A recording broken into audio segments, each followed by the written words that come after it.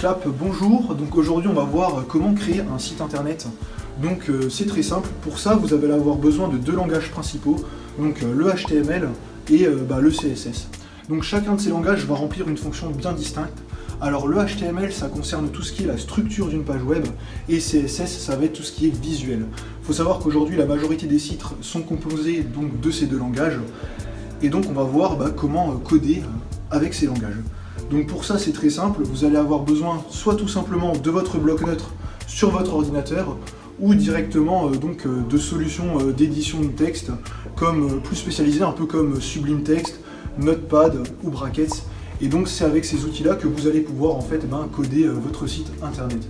Je vais maintenant laisser la parole à Anthony qui va vous montrer directement sur l'écran. Voici le format de base d'un document HTML. Il est important d'inclure la balise doctype HTML.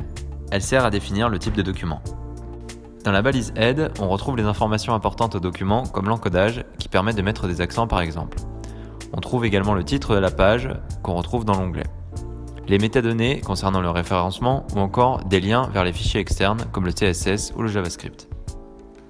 Dans le body, on retrouve le contenu de notre document. Il est composé d'un header, d'un main et d'un footer. Dans le header, on met les menus ou les logos la plupart du temps. Dans le main, on retrouve le contenu du document, on y ajoute les paragraphes, les images, les liens, etc.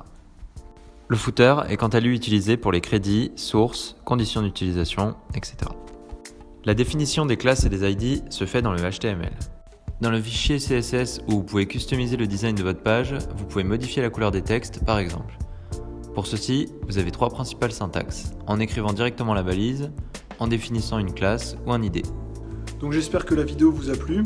N'hésitez pas à consulter les ressources complémentaires que vous pouvez trouver en annexe de cette vidéo. N'hésitez pas à réagir. Moi je vais vous laisser, je dois aller en cours.